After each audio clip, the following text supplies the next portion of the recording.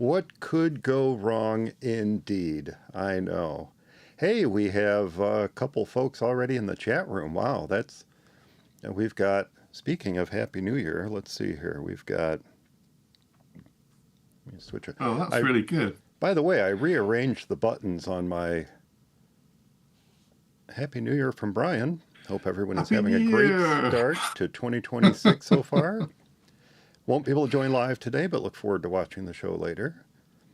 And then let's see, we also have one here from Mr. Dave Ginsburg, in touch with iOS, who simply wrote, woohoo.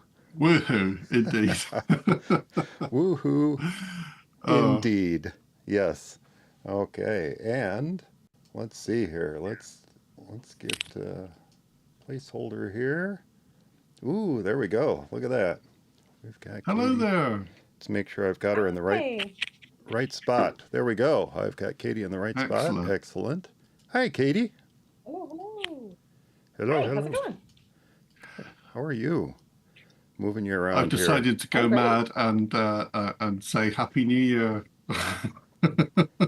I love it. So that you obviously have the crackers. I've had to explain to everyone in my house what those are. So that's it. This is this famous hat from the cracker. Perfect. Our house, everyone fights over the purple one. So it's they are popular. Absolutely, they are popular. Are you on your Shure, Katie? Sounds like you're on your MacBook mic. I just reset everything, so 1 sec.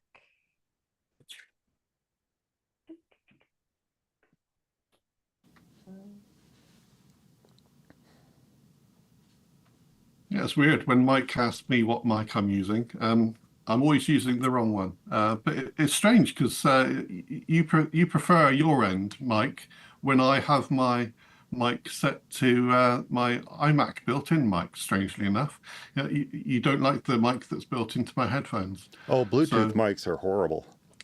Yeah, exactly. Yeah, I suppose it's the compression and or something, but yeah. How do I sound now? Oh, much better. Oh, that's better. Yeah. I bumped out the cord, so it was not plugged in. The lights should have been an indicator, but we're not.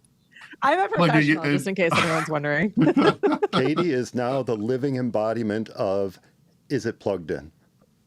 Is it plugged in? Yeah. Yeah. Well, at least we didn't have to say if you turned it off and on again. Exactly. Right. I mean, I did just turn it off in audio, so. Fabulous. I don't quite know what this means. Perhaps he'll explain it. But Dave just wrote, yeah, Dave and Jeff. Okay. Hey, Dave and Jeff. Hey, Dave. And Jeff. And Dave and Jeff. That's right. Excellent. Oh, let me just make sure you are. So, against all advice, I decided to rearrange the buttons on my Stream Deck just before doing this. Oh, so, I just rearranged my studio, excellent. So you're in good company. Let's get you. Oh, that's going to be great. There. Perfect. Boom, boom. Little blockbuster back there in the background. Oh, and a TARDIS. Oh, yeah, totally. And a TARDIS, yep. Yes. Well, I do have, well, you can't see it. There is a TARDIS. Where is it? Oh, it's right there. It's behind the two Pez dispensers. Okay. All right. Okay. Oh, yeah, I see him. Yeah. So it's primarily Batman stuff, but.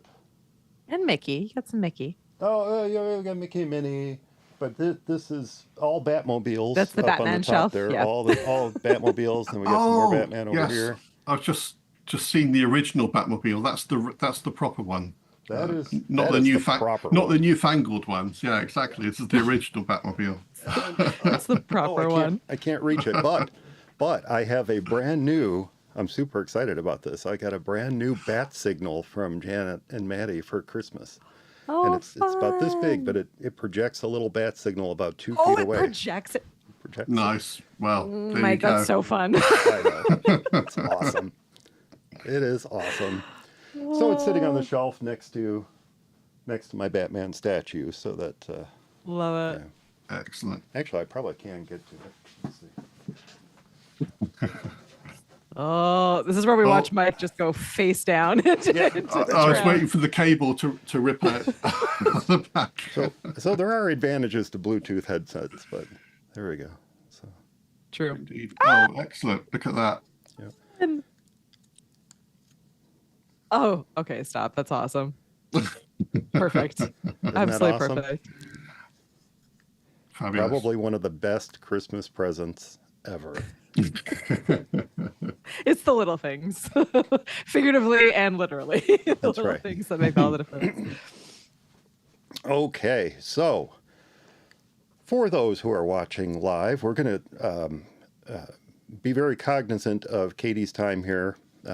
Thank you for joining us. That's awesome that you could be here today. Oh, of course. I always like to give a little behind the scenes update, what we're doing, why we're doing this the way that we're doing it. And I'm actually going to talk about this in the show because of the topic, but we live stream the recording of the podcast here on YouTube. So what you're going to see, what you're going to hear is the warts and all, including the pre-show, including the bat signals, including the gaffes and the rat hole conversations, and comments from listeners. So I then take the audio from what gets recorded today and I edit that down for the podcast proper. And you're going to catch us live streaming here usually around 1 p.m. Central Time on the second and fourth Saturdays of each month at youtube.com/FMEOTV, which you already know if you're watching this live. And our next live stream is, let's see, when is our next live stream, Darren? Our next live stream you've after asked me today that. Thank you very much. is January 24th at 1 p.m. here on YouTube. So it is. That is what we're doing. In case you're wondering, why we're blah, blah, blah, blah, babbling here at the beginning and not actually recording the show. That's what you get. That's what you get. You're welcome. Love it. You're welcome. Okay. So that's an interesting, we talked about the Essential app and I sent you an email asking if you would like to present an Essential app this episode, Katie. And I'm very interested by your first option because it is something, normally it's something what we recommend. Like last episode, I recommended Snowy for putting, snow and lights on your screen while you're working. And normally we recommend something that folks can download and install and it just becomes, part of their Mac using life. But I'm very interested. We won't say what it is, but I'm very interested by your first option because everybody has it already. So why it is essential to you, it would be a really interesting little conversation there. So that's what we'll do, I think. If you're good with that. Of course. I know what you really want to mention. But I always love when these questions come. I'm like, okay, what do you want me to say versus what is the crazy thing I'm going to answer that everyone's going to be like, why though? Oh, crazy. Oh, that's the one. We want the crazy thing. We want the crazy one. Now you've teased us with the crazy one, so you have to do the crazy one. All right. Well, I answered notes and I answered notes for a couple of different reasons. One is that, and we've talked about this a little bit before. Don't give it away yet. Don't give it away yet. We'll do it at the end. Okay. Yeah, we're going to do it. Spoiler. Yeah, sorry. No spoilers. I didn't know. No spoilers. Guys, people, don't say anything. Okay. This is exciting. Okay, so I'm now understanding what Dave said here. It's actually Dave and Jeff together. They're partying. Oh, hey, Dave and Jeff together partying. Oh, awesome. Awesome. I don't know if I guess it's in the chat room, so they've already told everybody. It's Jeff's birthday. Happy birthday, Jeff. That's cool. Fantastic. Yeah, we'll get some balloons here for you. Oh, balloons. Yes. Yes. We have to do the balloons. Maybe some confetti. We'll do some confetti for you too. Absolutely. Where's my balloons gone? Oh, here we are. Happy birthday, Jeff. Balloons. That's great. Very cool. I don't have anything fancy like a Stream Deck. I can't press buttons. I have to have to click through menus like an animal. Well, the entire and only reason I purchased the Stream Deck is because I wanted to be able to do this. That's really it. That's it. Because party time. Everything is better with lasers. So absolutely. Okay. Happy birthday, Jeff. That's awesome. And to have Dave with you there too is pretty special. All right. Very cool. Excuse me for a moment. All right. So I as I do, Darren knows this, Katie doesn't know this, as I do, I always put together a little intro to the show, a little intro to the topic, and then we just kind of throw it out there from there and start drawing. So perfect. I have an intro to the show. I kind of roughly outlined some potential topics, not necessarily things we want to hit every time, and I sent that to all of you. And I try to bring some sort of reasonable order to the topics that we talk about. Doesn't always work. Good luck. But that is what so I have a little intro, and then I'm actually going to throw it to you, Katie, first.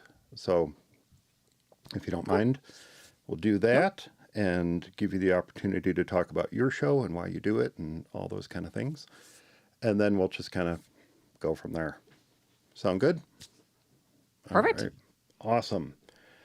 Well then, and Darren, of course, I expect you to pop in at any time. In fact, I even have a little lead in for you to yell. I thought you were going to say dance show. I thought you were going to say Darren. You have your finger on the button ready for the swearing, but I'm on best behavior. I'm not doing any swearing at all today. I think probably maybe you got it all out in the emails. Yeah, exactly. Yeah, you just swore for a good 10 minutes and now you're ready to go. Yeah. That's right. Yeah. Mostly I say that not because I'm opposed to the swearing. I say it because we try to project a family-friendly show here. That's it. Family-friendly show indeed. Yeah. Yes. Try to do it. The audio can be family-friendly as family-friendly as I'd like it to be because I'm editing the darn thing. But the live stream, well, we try to be family-friendly. Warts and all. Warts and all. I love it. Okay. Well then, I suppose we should get going, huh? All right. One watching, but we know it's two. 2 for the price of 1. I love it. Which makes it extra special. Okay. Here we go. Move things around here. I even have a little impersonation coming up. Oh my God. Ooh. Yeah. Teasers. Yeah, extra special. All right. 1 second here. I'm going to switch to Darren for 1 second. Uh-oh. You're on, Darren. I am. I'll have to do something entertaining.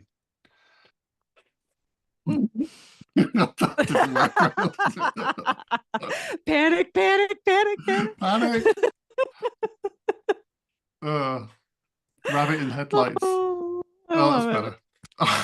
Yeah, here. I'll sit here and be interesting. I'm glad I switched it up. I was being very I was overthinking my space too much, and I was at this angle, but it had a green wall that was the same color as my green sweatshirt. And I'm like, well, that's not gonna do. But now we can see all my stuff. So I feel I'm in my maximalist era. I'm like, well, all the stuff I like, surrounded by all the stuff I like. Excellent. Behind the scenes, warts and all, I had to blow my nose. So that's why perfect. I went off. But maximalist, I love maximalist because, clearly, in certain spaces, I am a minimalist clean freak in some places, but I feel like, I don't know. Yeah, here in this space, this is my creative space, so I should have all my favorite things. Yeah, absolutely. And for Mac Guys only, this is perfect. Except for that Ethernet cable coming down from the ceiling going into my head, but Yeah, it's always something. Now that I've highlighted it, everybody's going to focus on that. Well, now I can't even be on the show anymore. I'm leaving. It's over. I do have my Intel Bunnymen up there, though. My Intel Bunnymen. Oh, yeah. No, we've all moved away from Intel. Perfect. Yeah. Yeah. Well, they were freebies when I was a tech manager at an ad agency. For whatever reason, Intel was sending me Bunnymen at the time, and I ended up with, I know, right? I ended up with 3 of them. So I've got what is it? It's like kind of a blue and a green, and then I've got a yellow one over here on the other shelf. So speaks highly to the campaign that you like them enough to keep them and have them in your background. That's a marketing win right there. The definite marketing win for sure. And then the yellow one had to move because I needed to make room for the bat signal. So yeah. All right. Now that we've bored Dave and Jeff to death. Dave, Jeff, are you still there? Come back. Come back, please. All right, here we go. We'll really get started this time. Promise. Honest, Gav. What was that? I said honest, Gav. Sorry, that's a bit evil. Oh, gosh. All right, here we go. In 3, 2, 1. It's For Mac Guys Only, episode number 464 for January 10th, 2026. Pondering, a podcast. Hey everyone, welcome back to For Mac Guys Only, the show for the Mac community, where we share our thoughts and opinions on current Mac news and events. And joining me to help dip our toes into the world of podcasting are, first up, Darren Davies. Hi Darren, how you doing? Hello. And Happy New Year to you. I see you are festively adorned for the new year. Happy New Year. And our guest this episode, the co-host of the VHS Club podcast, Katie Fawkes. Howdy, Katie. Thanks for joining us. Hey, everyone. Happy New Year. Remember, we do normally record For Mac Guys Only live on YouTube the 2nd and 4th Saturday of the month. And if you would like to come hang out, ask questions, and be part of our live studio audience, be sure to subscribe to the show at youtube.com/FMEOTV. And if you are joining us, if you are joining us live, I'll be keeping an eye on the chat room too. So if you have any questions or comments as we move along, be sure to drop them in there and we will try to address them here on the show. Well, it has been a while since we've tackled this topic. I believe the last time we talked about podcasting was back in 2019. And in fact, we did that show with Dave Ginsburg of In Touch with iOS, and we talked about how you might get started in podcasting 7 years ago. But it is a question that I think anyone who hosts a podcast gets asked a lot. And that question is, should I start a podcast too?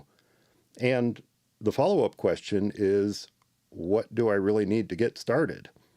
Now, I can't help but think about what I had when I started my first podcast, which was called Coffee House to Go. I started that back in 2005, and I think I pretty much started out the same way that Elvis described his earliest days.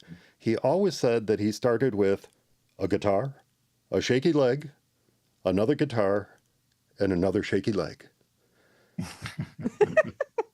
Now, in my case, I didn't have a guitar, but I did have a Sony Vaio laptop, a Plantronics headset, and Audacity.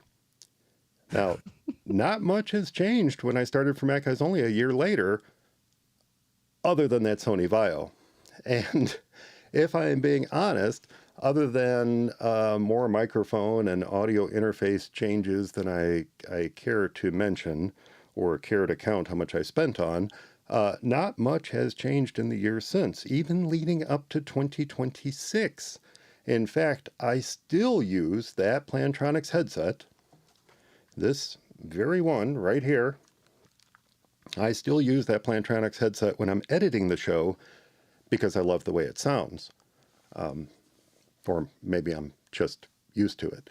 But the biggest change came about when very early on in my podcasting career, I began inviting folks to contribute to the show and then later slide into that co-hosting seat, because those changes meant that I needed to figure out not only how to talk to these folks, but how to get their side of the conversation recorded as well.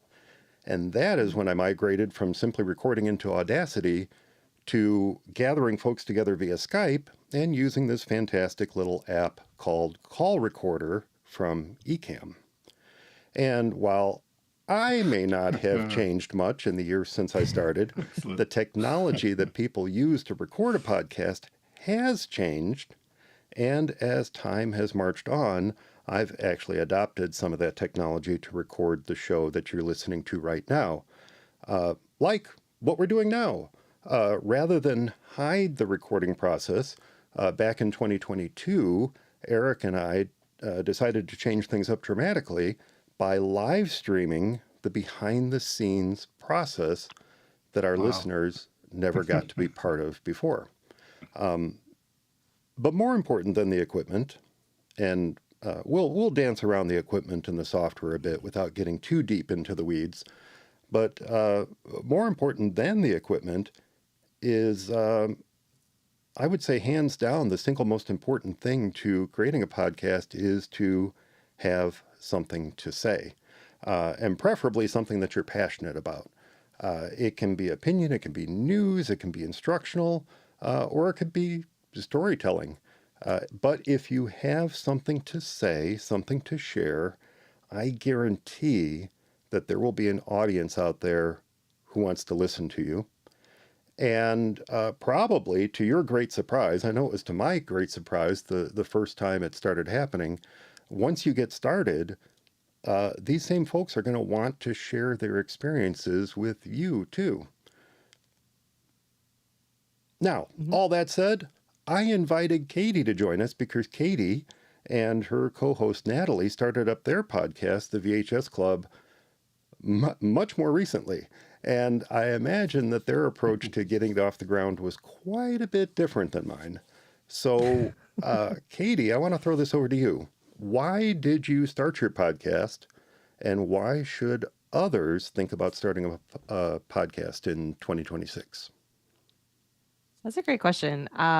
Similar to what you had said previously there, I actually started it not because of all of the cool tech or because I necessarily wanted to start a podcast. I started this show because my childhood best friend, who I'm still very close with, we grew up living across the street from each other. We were, I think, in second or third grade when we initially met. And we have an entire history and friendship and childhood built around the idea of running back and forth to each other's houses and having these movie nights. And now we live in different countries. We're far apart. And you know, as you become an adult and you have lives of your own, it becomes harder and harder to connect with the people that matter most. And so for us, we started just getting on these video calls.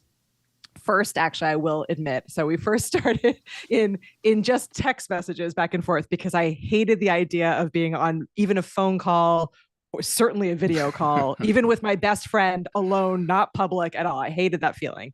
But we would have these calls where we would sit and watch movies together and just get that same experience of being able to, you know, react to stuff happening at the same time, laugh together, cry together, have a movie experience together.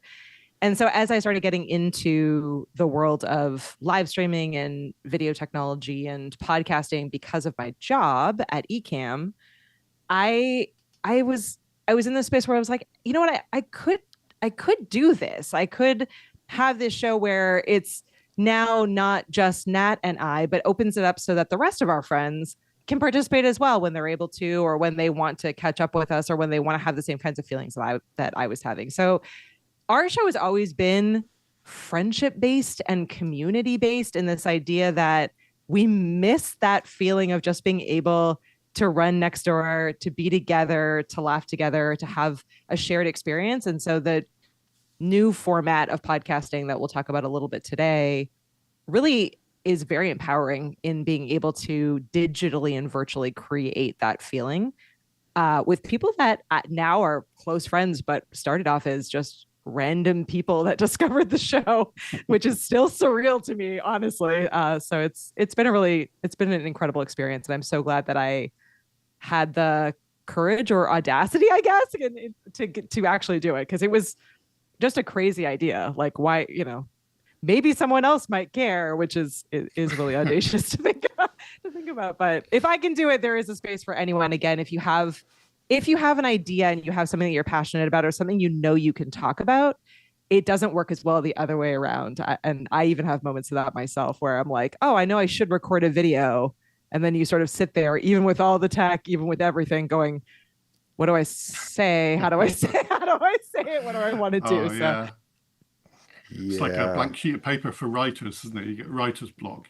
What do I do now? What do I do now? Yeah. Exactly. I'm really intrigued by the way your podcast came about, because very early on I guess it was for Mac Guys Only, very early on, and for Mac Guys Only, one of the contributors to the show was my childhood best friend since kindergarten. And he contributed for a couple of years before, life gets in the way and you're like, I don't really want to do this anymore. But it was reaching out to friends and reaching out to folks that to see if they would like to contribute and be part of this new thing that you're starting. And in your case, it turned into something pretty darn great, actually. Yeah, it's been a lot of fun. Yeah. I'm never at a shortage of finding, I don't even say that, I'm never at a shortage of finding guests or contributors or people who want to talk about the content or be on the show, which is still, again, incredibly surreal to me. I think it just speaks to, I don't know, it speaks to, I guess, a generation of people who just want to talk about something that is special to them or brings back those feelings. But it is amazing. I thought it would be really hard from that perspective, and it really wasn't, because I think people want the opportunity to spend time together with other people and be able to talk about things that they like. They want the opportunity to spend time together. They want the time to share their passion, which in your case is 80s and 90s movies. And there is no shortage of folks who are passionate about those movies, including myself, and Darren. And Darren, who's obviously going to be on the show soon. Yeah, oh dear. He's going to need to be. Yeah, there must be some series of movies from the 80s that Darren is passionate about. But you get that passion, you get that excitement, and it just comes through in every conversation that you have.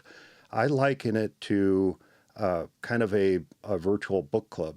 My wife is in a book virtual club. Movie club.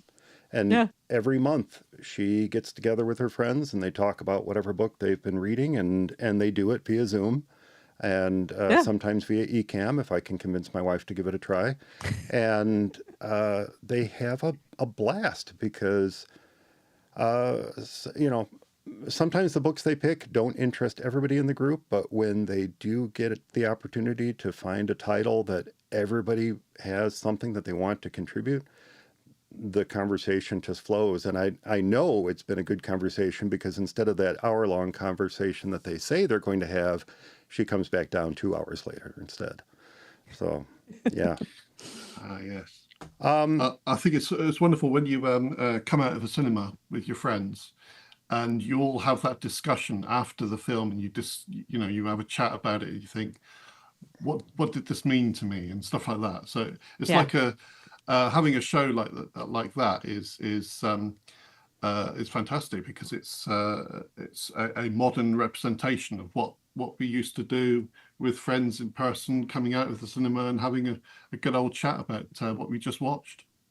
Yeah, exactly. I never realized what a magic there was in that. I don't think. I mean, it's still shocking to me.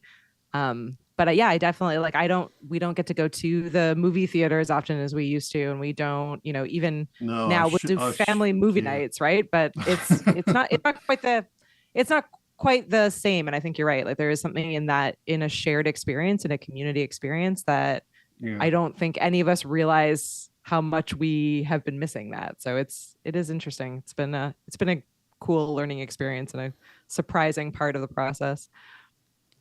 I'm not surprised it's popular because everyone loves movies, but yeah, it's like it does make you long for the days of Blockbuster or the local video store. Yeah.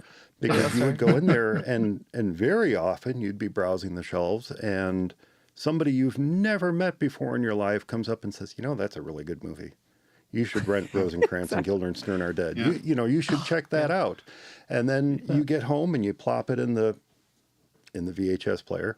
You plop it in there, and at the end of the movie, you're like, dang, that was good. And that's something that we miss with streaming. It's something that we miss but we get with something like your podcast, we get that community back again that we no longer have. Yeah. Yeah. Fantastic. So speaking of starting up a podcast, I have a fictional example here. I have a very good friend that I believe should start a podcast about his hometown. oh no. Yeah, it's actually a town with deep historical roots that go all the way back to Roman times. And he absolutely loves this town. Everything. He loves everything about where he lives, to the point where he's always sharing photos. He's sharing descriptions. He's sharing food that he's eating at any given time and so on. But he's been a little reluctant to do it. And I think maybe in a sense, it goes back to what you said earlier, Katie, that you were a bit reluctant about putting yourself on camera. And so maybe he's a bit reluctant to put himself out there. What advice would you give this fictional person, this fictional person who may or may not be part of the three of us sitting here? What advice would you give him to get started? Oh my gosh, I want to hear about your town. What town? I'm piqued. My interest is piqued. I purposely didn't share the name of the town because I don't know if he wants it shared. But no, that's fair. That is fair. I wish I had great advice for this. I get asked this question a lot. Like, how do you build up camera confidence? How do you get more comfortable in this space? There's really not a good way to do it other than pushing yourself to just do it, which is in itself terrifying. So for me, what made a big difference was I made a decision that I was committed to do it. In my case, getting on camera in general was tied to my job. I really wanted the job. I really wanted to be part of that experience. I knew it would be good for me and important for me.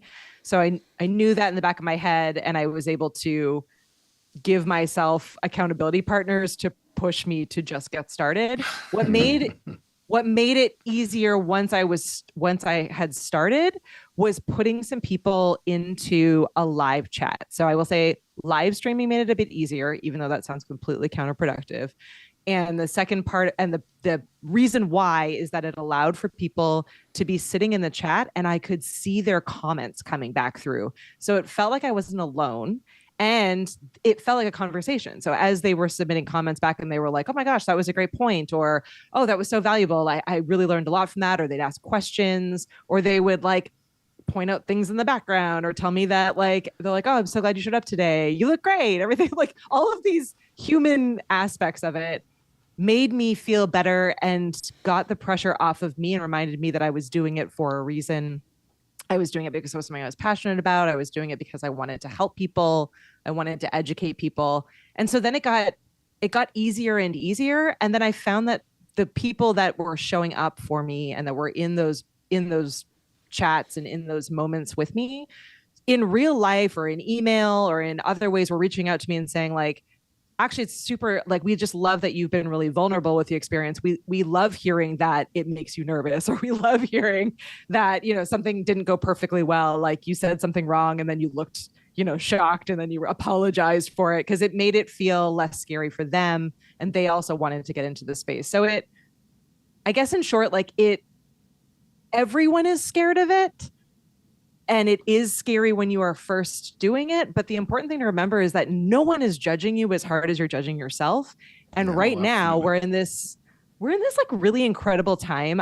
I'm so excited for this year in particular, because I feel like we have this huge wave of technology, of AI, of robots, of automations, of all this non-human stuff that's out there. And so like there's almost this like counter revolution growing that like whether or not you're using AI or loving it or hating it or whatever, there's this innate need from people to see humans being human, fault and all. And so now is a great time to feel totally okay with stepping into a space if it's not perfect, if it's not exactly how you eventually want it to be, if the lights go out, if the internet dies, if the cat runs across your screen, every other conceivable thing that could and will happen in a video or in a live streaming or in a podcasting environment. It's really freeing, I think. And I hope that people feel that, and I hope people will continue to feel that as we move forward, that now the push is really towards just being yourself and being available and being human in a world of robots and questioning, is this real? So showing up real and messes and all and authentic and who you are is now so important and so it's much authentic. Easier. It takes the pressure off, right? Yeah. You get that authenticity.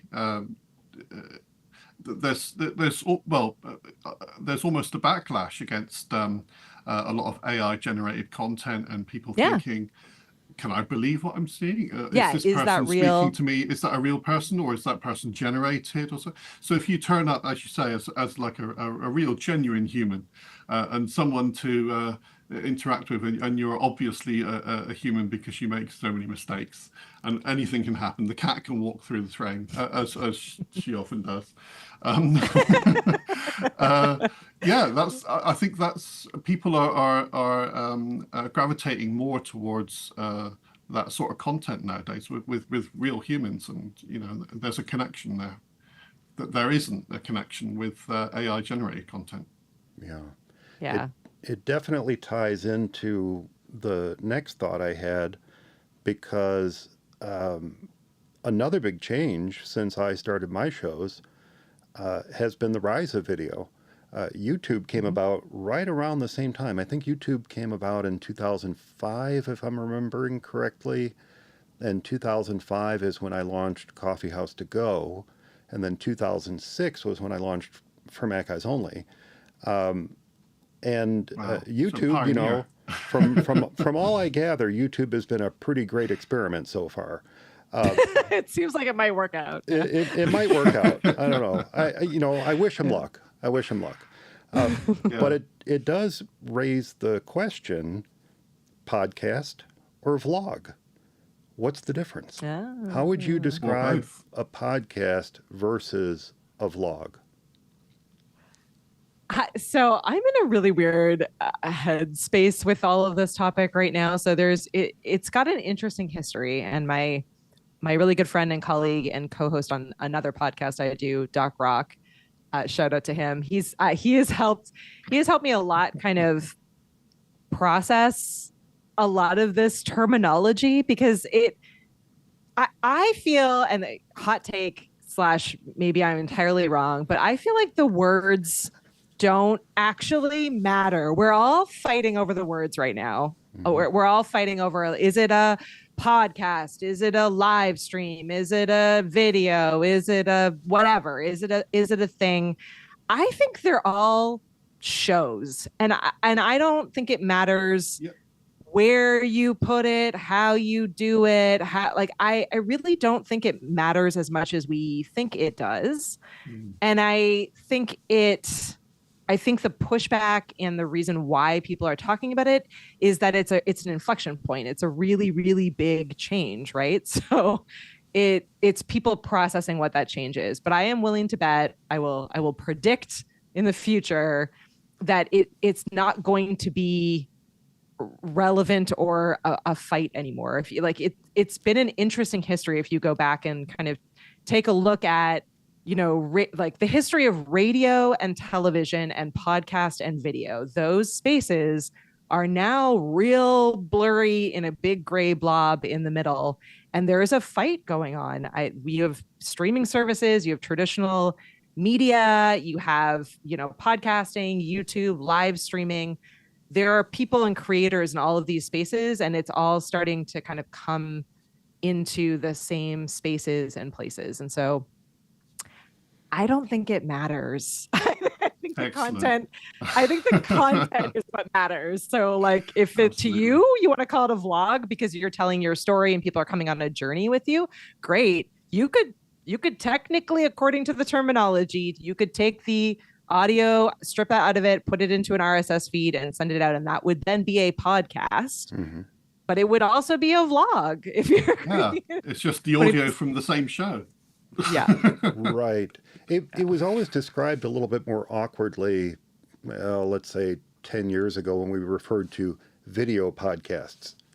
Right? Right. We had podcasts, but then suddenly we had people who were recording video as well, and they wanted to put it out through iTunes, and now it became a video podcast, and it just became really awkward in terms of how to find and how to listen to that show, whatever that show might be. And then YouTube came about, and those types of video podcasts started to migrate over to YouTube and other platforms. And I guess it's interesting you position it as a fight, because I haven't thought of it as a fight. It was more just a semantic thing. I was curious, do we call it a podcast? Do we call it a vlog? Or are we doing both? Am I creating a vlog right now while recording the podcast? I don't know. Yeah. I don't think so. Who knows? But to me, podcasts, and it's probably because of my age, but to me, podcasts have always been more audio focused, and vlogs have been more video focused, or perhaps more storytelling versus informational or observational or things like that.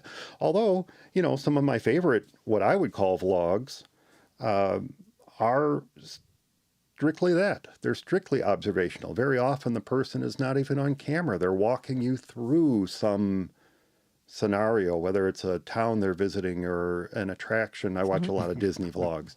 So, maybe it's a new attraction that's opening, or the construction that's going on at Walt Disney World right now, or what have you. It's interesting to position it. I would never position it as a fight, but I always thought a podcast is more audio. You're also so nice. Well, you're so much nicer than a lot. I say it is a fight because I think I've spent now the last few years attending a lot of these podcasting conferences and events across the country. And you get the fights. It does get a little bit contentious, and I think it is because it is because it's got a history. And so I'm sure for the people who I have many friends who have been podcasting for 20 plus years and have a history in a defined space that they had to fight hard for. Like the people who started in podcasting had to explain what a podcast was to people. As you said, like you all had to, have this. You had to help people figure out where to consume the content. There was a very cumbersome process in getting the content created and getting it out into the space. So it is really, so I understand that I would call it a bit of a fight. And I think the reason why I would call it that is because I can imagine that the people who have been in that space, someone like me, who's just like, wow, I just opened up a YouTube channel and I just drag and drop my video feed into the pot. They're like, what the heck? Like, that's awful that you can just do that. So I'm like, that's not really a podcast, right? Like that's a live show. That's a video. That's, you're phoning in the podcast part of it. And I think maybe I am to some extent, but I think that the shift in the technology and the movement between all of those spaces is going to change the terminology and is going to change the game. So I think it's a little bit contentious. I think it is a little bit of a fight at the moment.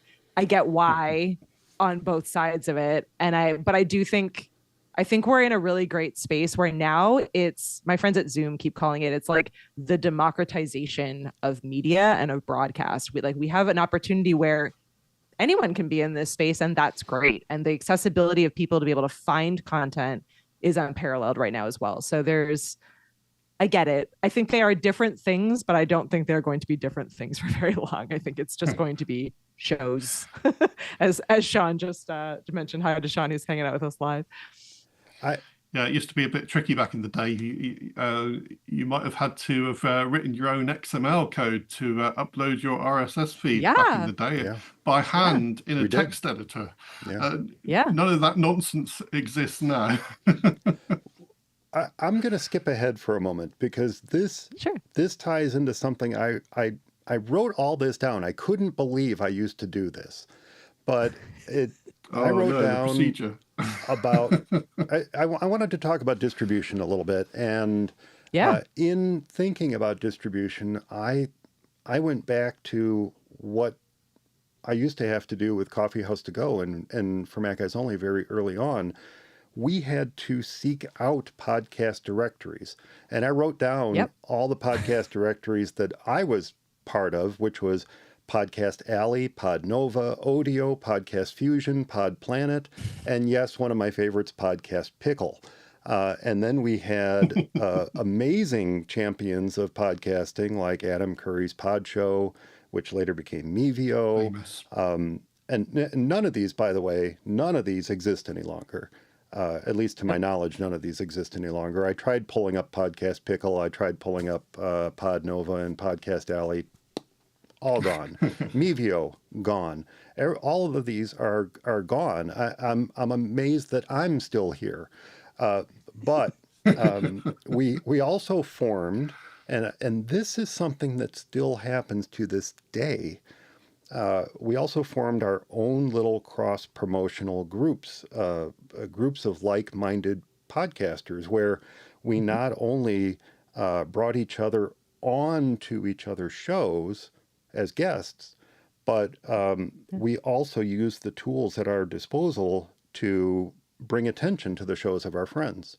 And that was one way that we built our audience. And that type of thing is still very prevalent and a fantastic way to promote the shows of your friends on YouTube and other channels, to bring them on as guests. Absolutely. And bring their audience along with them.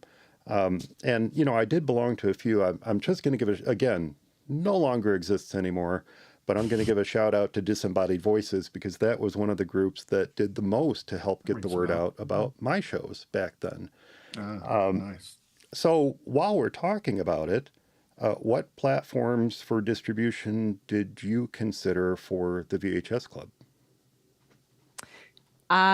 So the VHS Club is a YouTube first podcast. So I will say, I think about it as two different processes with the same content. So it's built initially on YouTube. We live stream, similar to what we're doing right now. We live stream the show to YouTube, and then that episode is automatically added into a YouTube podcast playlist. So it's checking the box as being a YouTube live show, recorded video and podcast. And then that process is done.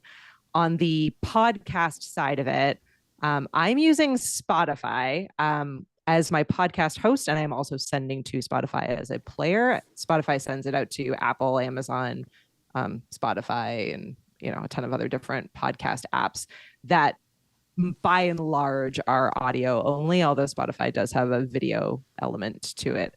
I chose Spotify so in many cases, the VHS Club I know people will look at me. The VHS Club is a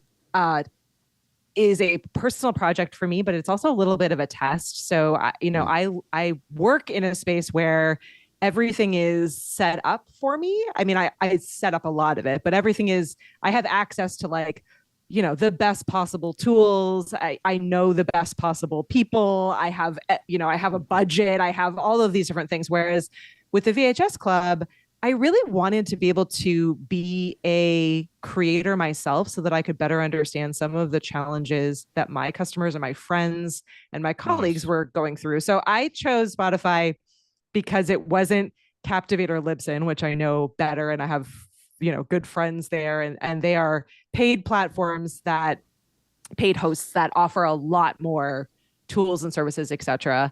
Spotify was the free one that I knew a lot of people who were just starting out were also going to be looking towards. So I chose it intentionally just so I would be able to have a background in all of the different kinds of podcast host tools.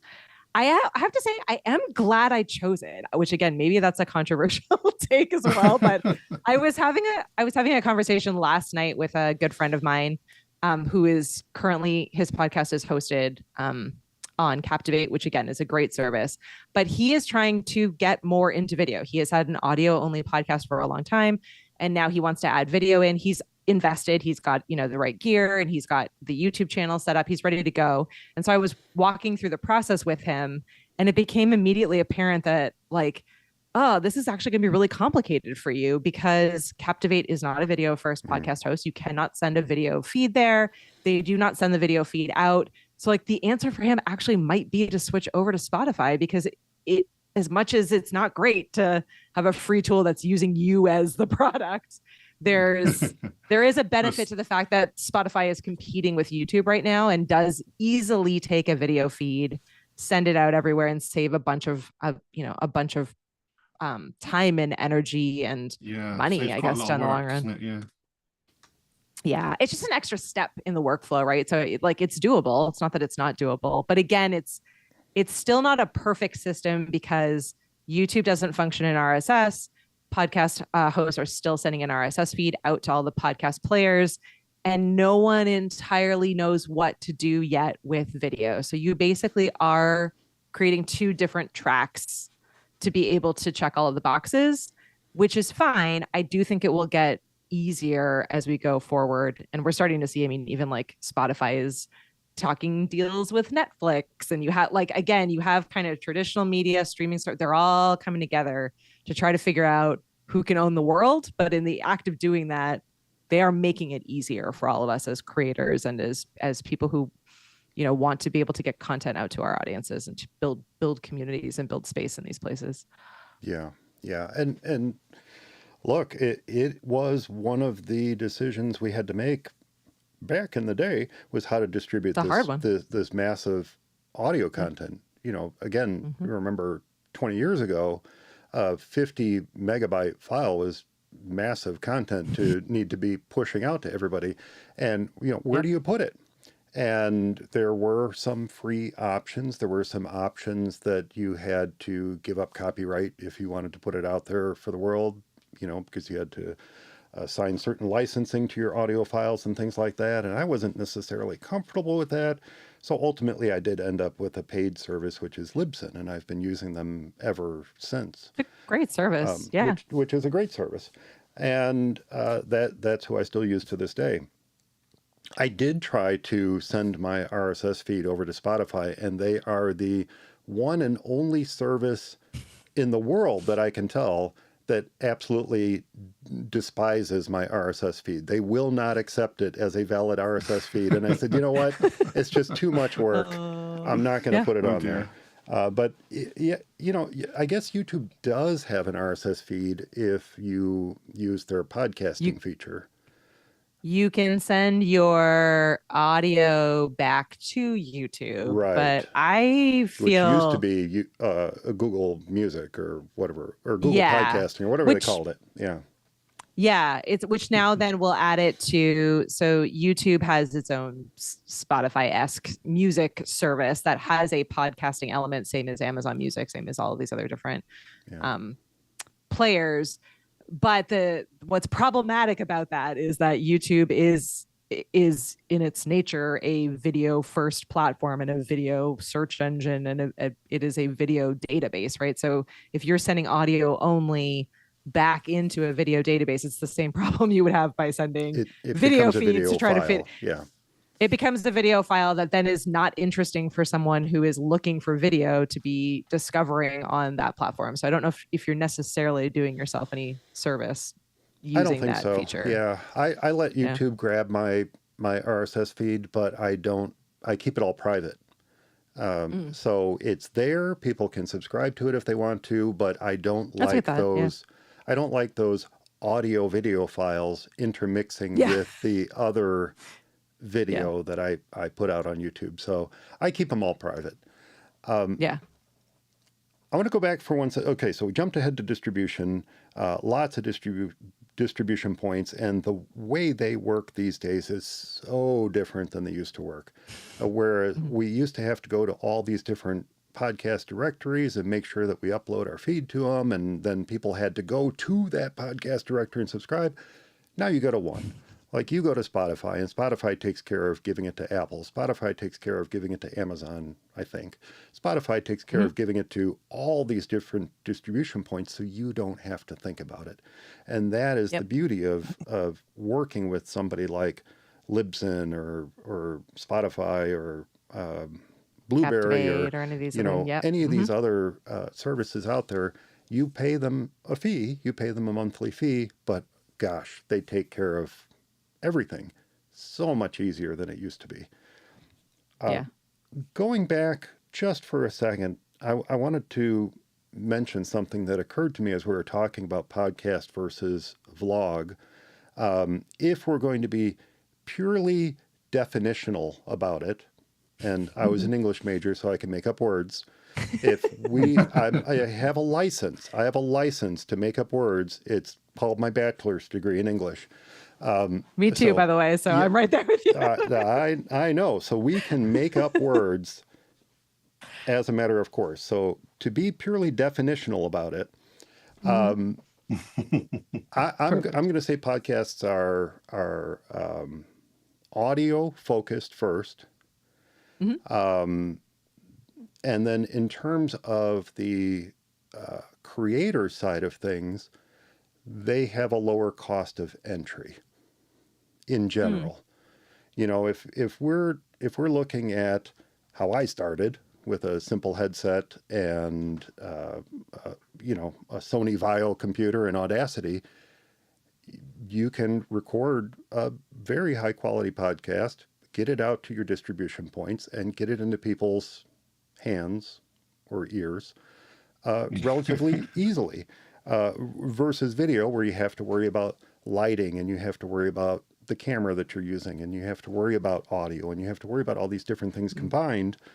I think the cost of entry is lower to start podcasting versus vlogging, but that's neither here nor there. It's really what you want to do. Do you want to provide that more engaging, immersive experience through video, or do you want to build a relationship with your audience through your voice only, much like radio does? But the one thought I had was that as I thought about the difference between the two, video requires your attention. It requires your focus. It requires you to take your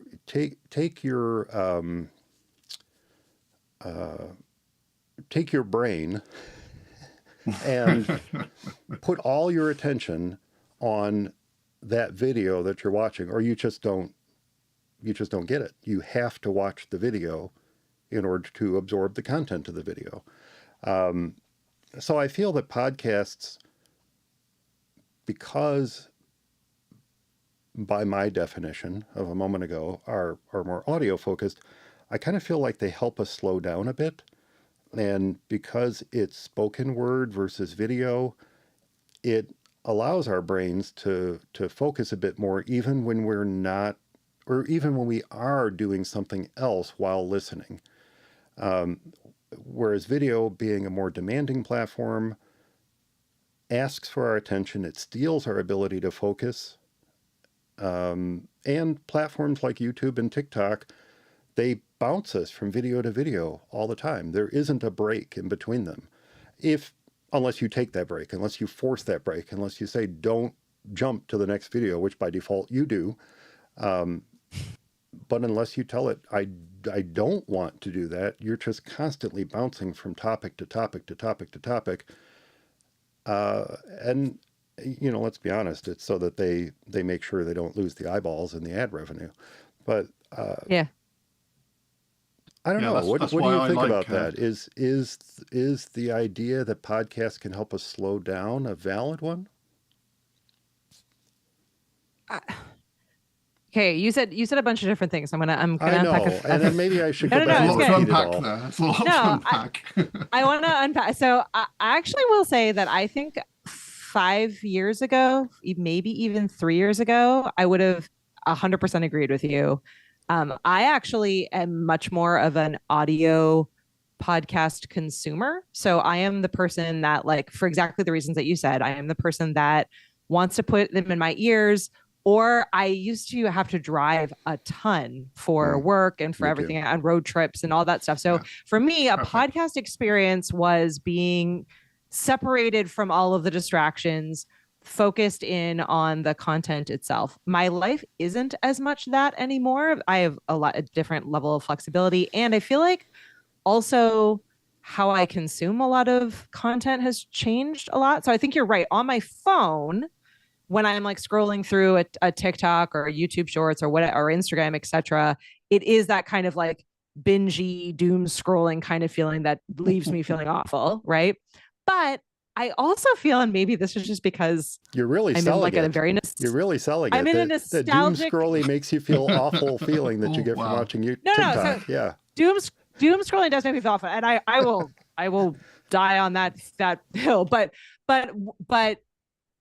shows, whether they are podcasts or YouTube vlogs, if you want to call them that, more like similar to what I'm doing, have actually almost taken me these days back into this kind of like childhood state of mind, because they are passively these days on my TV or they're on my phone, but I'm not necessarily actively looking at them, but I can back and forth between the different mediums. So for me, it's like, okay, in my day, I start the day, I'm making coffee, I'm getting the kids off to school. Maybe I'm listening to a show that is video. So it's like playing video on my phone, but I'm listening to it in my ears. The kids leave, I throw that up onto the TV. It's playing in the background while I'm working. I'm still consuming the content, I'm connected with it.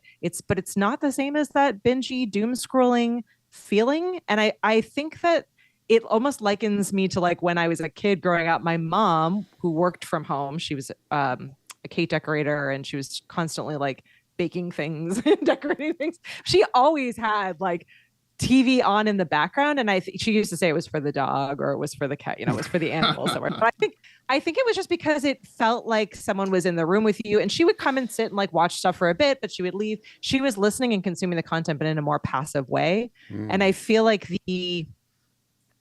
I do think, at least for me, and I get that maybe this is a consumption habit that's not for everyone. Now that YouTube exists on TVs and the watch numbers are going through the roof there, it's almost in many cases like now people are consuming it in different ways. Like you might start a show audio only and be engaging with it there. You might catch clips of that as you're doom scrolling on TikTok or Instagram, and that might be a reminder that you want to catch the entire episode. Maybe you put that up on your TV in the evening. I think the way we're consuming it is a little bit more passive in certain instances and more focused in others as we're able to get through the content.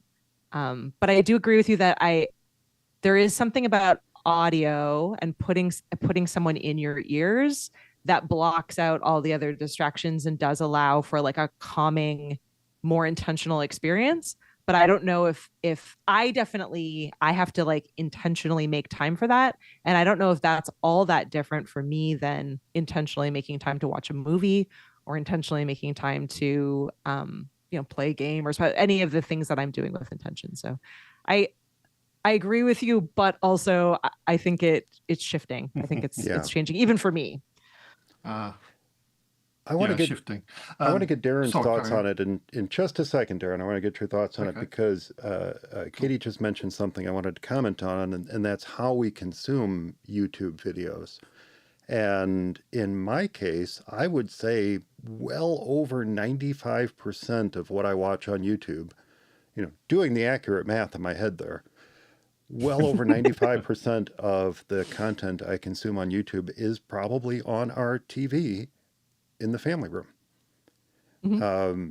And part of that is because I think it comes down to the show format. that really is what it comes down to for me in terms of what I heard you saying, Katie. And in other words, if the show format is more like this one, where we're just jawing back and forth and there's not a lot to focus on visually, other than this, there's not a lot to focus on visually. I know some of the folks who watch, if you will, watch this while we record live, do so while they're doing other work because the format of the show encourages that. I don't blame them. it is a conversation among friends more so than it is something that we have to pay attention to visually. But if I'm sitting at my computer trying to do work and my mind is focused on the work, it's much easier for me to listen to a conversational type podcast or YouTube video than it is to watch, say, a Premier League game. If I turn on whatever, Man U versus the Wolves or whatever, turn on a Premier League game, very often that just becomes background noise to me. And I don't even know what's going on in the game because I'm not watching the game. I don't know what's going on in it until I hear the stands erupt. And I look down and I say, how did it become 2-0? And then I find myself wanting to scroll back and find those goals because I feel like I missed something super important. And indeed I did. I missed 2 goals in the game. And the same thing with a lot of the vlogs that I watch on YouTube are more visual. And if you're not paying attention to what they're showing you, you miss a lot of the content. So I think what you're saying and what I'm saying are kind of the same thing, but it's from different angles. It's in terms of the type of content, the format of the show that we're watching or listening to versus the platform. Yeah, if it's like a tutorial video or something where you're trying to follow along or you need to see what they're doing in order to gain the information. But I guess. Yeah. I guess when I'm thinking of like a vlog or even a podcast, for the most part, they tend to be informational or conversational. So they're not necessarily often like they're taking you on a journey through things where like the visuals are additive. Like it's nice to be able to see. Yeah, exactly what Tater's saying, right? Like I enjoy the video. It feels like I'm there. It feels like I'm behind the scenes. It feels like I'm with the people. There are shows that I listen to that I want to go back actually and watch the video of it because something happened in the background. Like they're laughing about something. It doesn't mean that I didn't enjoy the episode by not getting to see it, but you feel like you're missing. That's different than like, I can't. And I actually have a really hard time even learning something through a YouTube video. I'm like the one exception to literally everyone that I don't like learning through a YouTube video because I'm an English lit major and I like to read and I like to be able to like see it to reference it. I hate that I have to like back up. I have to wait for them to talk. I'm like, okay, now I got to do it and I got to pause. I have a really hard time learning because I'm so impatient. I just want to see the information. So I agree with you. I think it really does come down to the format, but I think a lot of shows out there that people are consuming don't necessarily need the level of visual that we think they do. Like when it's creating a video, I think you're giving an inside look into someone's world, but I don't, not a lot of shows, at least none of the ones that I can think of off the top of my head are ones where you're going to miss something if you're only listening to the audio. Yeah. Like you're not going to like not be able to be part of the journey or the story. Let's throw it back to you, Darren, because I probably am made aware of more YouTube videos than Google's own search algorithm, thanks to the emails you send me every week of videos to watch on YouTube. Oh, here's an interesting video, Mike. Here's an interesting video. And so... Oh, you're that guy. I see. I'm that guy. Yeah, sorry. He's definitely that guy. I love it. I love those people. And some of them are amazing, especially the videos he sends me of his hometown, because that is the type of stuff I just eat up. I love to delve into the history and why things are the way they are. But obviously, and you've confessed this, Darren, you watch a lot of YouTube. I am sadly addicted to YouTube. Yes. How do you consume it? Do you consider what you are watching to Yes. be podcasts, vlogs, just content, just media, like you would? Yeah, content. anything Exactly. else? In fact, yeah, very much as Katie said, they're all shows. Some are audio shows, some are video shows, but they're shows.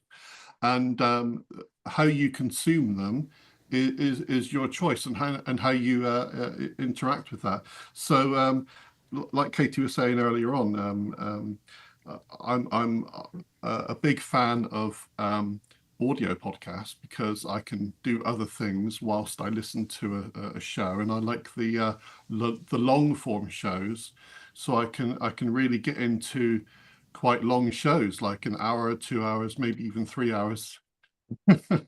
Thank goodness. So that's how I found you. It's because of my long format show. Indeed, yeah, long format show. I became a big fan of long format shows, and here we are. So yeah, I can do the vacuuming and clean up the house and do things and be in my own little world, listening to a show but doing two things at once. It's fantastic, you know. But when I watch video shows, like Katie said, I do want to focus on that show and what it's showing me. So if there's a video component to a show, I'll definitely want to make time for it and sit down and actually watch it rather than listen to it in the background. So if there is a video show available, one of the last things I would do is to put it on in the background to listen to it whilst I ignore the video. That would be shocking to me. Shocking. So yeah, I do tend to consume things that way. So audio podcasts with noise cancelling headphones, very good for when you're doing the housework, and when you're watching a show. I tend to watch most YouTube shows on my iPad, but I also watch on TV as well, and that means you're down with the kids as well, Mike, because one of the latest stats is that you're down with the kids. That's it, yeah. All the kids, they're the one that they don't like the long traditional, so cable shows and so on. They do like to watch. Their primary viewing is YouTube on a TV, which is very interesting. How they focus, how they watch the content. They choose to do it through TV, which is interesting because you'd think that the youngsters out there, should we say, would be using things more like tablets to consume that. But it's interesting that they choose that the new way of focusing on a show like that is to do it on a traditional TV, which is interesting. So we're well, you especially, Mike, are down with the kids. There you go. That's right. Well, we all knew that. Oh, indeed, yes. Soon to be 59-year-old Mike is definitely down with the kids. There we go. No, that's a very interesting issue that you brought up, though, Darren, is, in all seriousness, I say this, there is, for good or bad, I think mostly for good, a rather concerted pushback against making everything so technology focused in our lives, to the point where Yes. Camera manufacturers are starting to start making cameras again, like 35 millimeter film cameras. Flip out cameras, yeah. And I just read about one. I think it was Yep. Kodak, but I'm not sure, just released a brand new 35 millimeter camera. This is amazing to me. And I love it. There's also a big pushback just generally into analog. There's a ton of people now who are buying like VCRs and DVD players and are getting older televisions because they want to get out of the binging and scrolling and like kind of the endless. Like I would like to intentionally choose a film, put it in, watch it, be done, move on to something else without the next thing starting, right? I think people do want to focus more on one thing rather than flip from one thing to the other. And one thing I've noticed that's getting more and more popular is the second-hand price of original iPods now. People are buying up an iPod because they don't get interrupted with anything. They don't get notifications. All they have on there is their podcast and their music. Yep. That's it. So they can take that to the gym and they have no worries about anything else. So they're becoming very popular. So the prices, second-hand prices of iPods back in the day that we all had, are increasing quite a lot. Well, so if you've got any old iPods lurking around in the drawer, I was just going to everyone say, to the attic. Go to the attic. I'm not going to put my iPod video up for sale. However, I do have a near mint condition iPod 5. I think it's an iPod 5 at the office. I wish I kept mine. That a client dropped. A client didn't want it anymore. They're like, I don't want this anymore. Do you want it? I'm like, sure. I'll if anything else, I'll put it on display. I'll take it off your hands. I have a really nice little museum of old Macs at my office, and so I thought, well, I'll just put it on display at the office. And not long after, because they kept it in a case, as we did, they kept it in a case, so it's in pristine condition. Not long after I read these stories, I'm like, maybe I should be looking at eBay instead. But no, it's on display in my office, and it still works. It's in really nice shape, and I hate to discard old technology like that. And it's one of my we're going to talk about New Year resolutions in the next episode, aren't we? It's a New Year resolution of mine to make better use of old technology, and we'll talk about that more next episode. Cool. So, show format. I think a lot of what we've been discussing in the last 5+ minutes or so depends very much on the format of the show. And I wrote down what I thought might be some core podcast types. I mean, when I started out as a solo show in both cases, both Coffee House to Go and For Mac Guys Only started out as just me and a microphone. And that was it. And it was news with a bit of opinion thrown in for good measure. And in the case of For Mac Guys Only, a lot of opinion thrown in for good measure.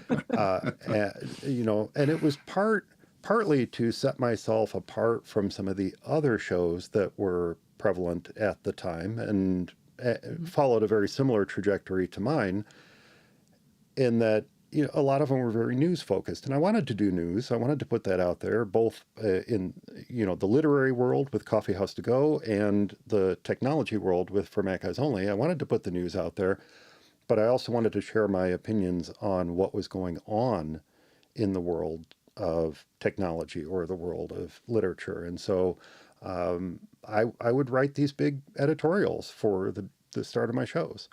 And that was effectively the format that I took for both podcasts at the start, until I started bringing on some regular recurring segments from friends of mine, or started bringing in co-host, where we changed to a more conversational type show. So we've got monologues and we've got conversational or co-hosted type shows, which this show very much is. VHS Club is very much a co-hosted or conversational type show. But then you also have the narrative or the storytelling type show. And then you've got a different type of co-hosted, if you will, type show, where it's a panel discussion. And a good example of that would be something like Mac Voices or In Touch with iOS. And some shows blend all these types together. You get 2 or 3 different types of formats mixed in, or maybe a panel show comes up from time to time, like our reaction time episodes, where it's more of a panel show versus a co-hosted type show. If someone were to start a show and they want to start simply, do you advise bringing in friends to co-host, to have that conversational type show? Or do you think starting out more just, you know, you and your mic and your thoughts as more of a monologue type show? Any opinions on that? I think it depends on what you mean by simply. So for me, it was way more simple, continues to be much easier for me to do a show with someone else, whether I'm interviewing a guest or I have a co-host with me, because I find it incredibly intimidating to fill the void by myself, to record a video by myself. I mean, maybe it's because I just am not overly drawn to creating like informational news kind of shows. Maybe if I was doing a news show and I had like a recurring topic or like a different topic to talk about each time.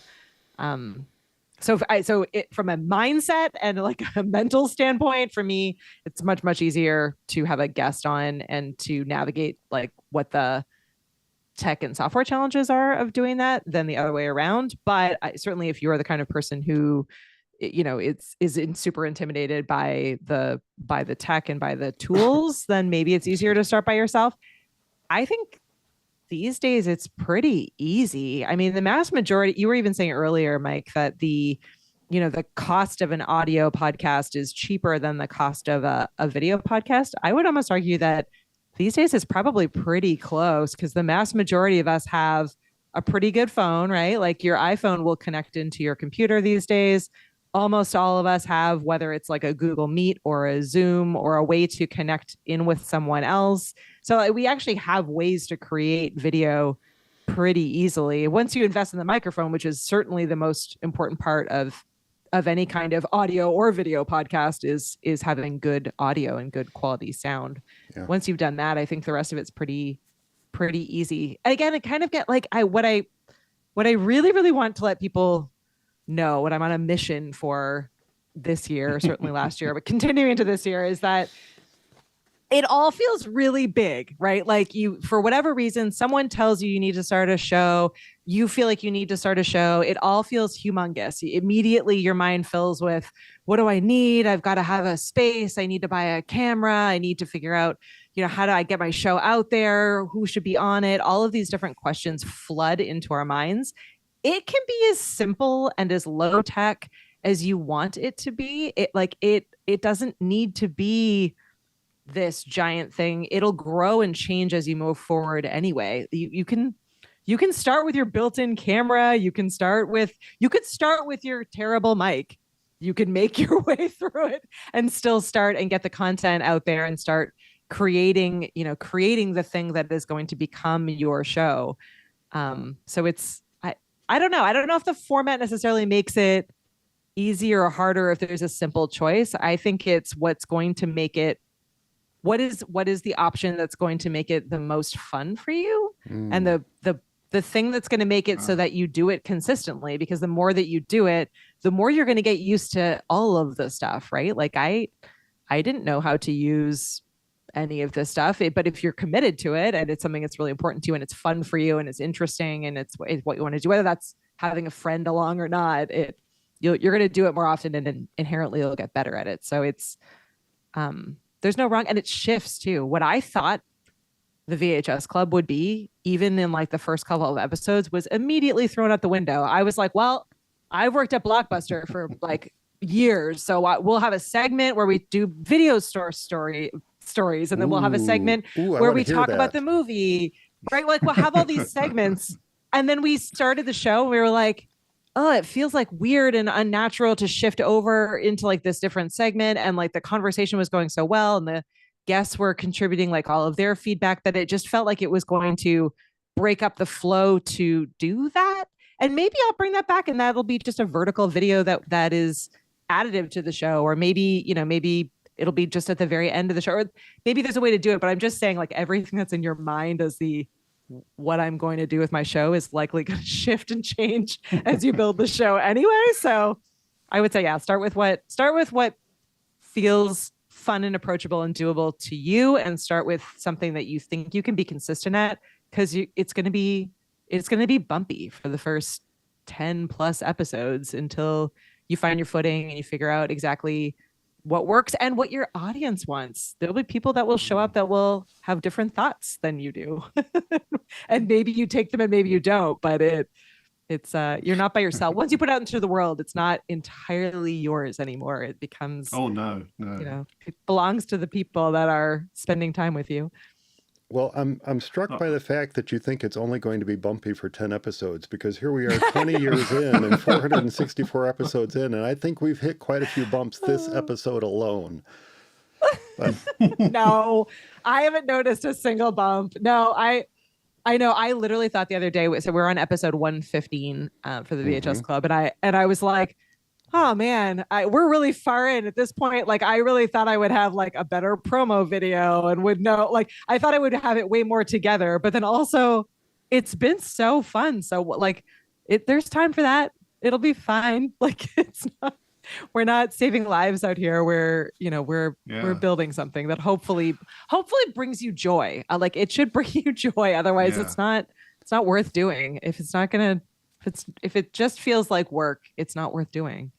I'm glad you mentioned the F word there, Katie, because the F word, of course, I was thinking of is fun. And get the beeper button. It should, get the beeper ready. No, it was fun. I mean, the whole idea of embarking on something like this, making a show not just for yourself but for an audience, is the idea that it should really be fun. You should be doing it to enjoy yourself. Yeah. So I'm glad you said the F word. And I'm glad you both said the F word, because, and again, we mean fun, because as Katie was talking about the importance of enjoying what you're doing and all that, it occurred to me that things are going to change. Your show is going to change. Your format's going to change. Yes, it's going to change based on what you want to do. It's going to change on what your audience is asking of you. But it's also going to change in a way like this show changed. In fact, there was a period of time where I had to just kind of step back. I was doing it weekly, and I just couldn't do it weekly anymore. It was a lot, and it wasn't fun anymore because I felt very pressured to get something out every week and get it out in the way that I wanted to get it out. And when you're talking about a show like this, and you talk about all the prep that goes into it, and you're talking about the writing that goes into it, and the recording and the editing, I mean, I calculated I was putting in 20 to 25 hours a week on a 1 to 1.5 hour show. Wow. And guess what? That's like a full-time job. We're doing it's it a full-time job. Yeah. We're not, in my case, I'm not doing it to make money. I'm doing it to, for fun, because I enjoy doing it. Yeah. And so I literally stepped back. I just took a break. I wasn't sure where I was going to go. I wasn't sure if the show was even going to continue, but I had to take a step back and just occasionally put something out with the reaction time episodes and things like that, just to give my mind a break from it, to figure out where I wanted to go. And as we talked about the different formats and podcasting versus blog, it really was video that saved the show. When Eric and I said, and he to his credit, he kept saying, "Mike, we gotta start the show up. I know I gotta start the show back up again." I just wasn't ready to do it. I wasn't sure how I wanted to do it. And when I latched upon this idea of live streaming, what we were doing, what we had been doing behind the scenes, when I latched on to that idea of live streaming it all out there and just saying, "Here, just watch along with us. Just enjoy what we're doing. If you don't want to see any of this, just subscribe to the audio show like you always did. You'll get the edited show just like you always did.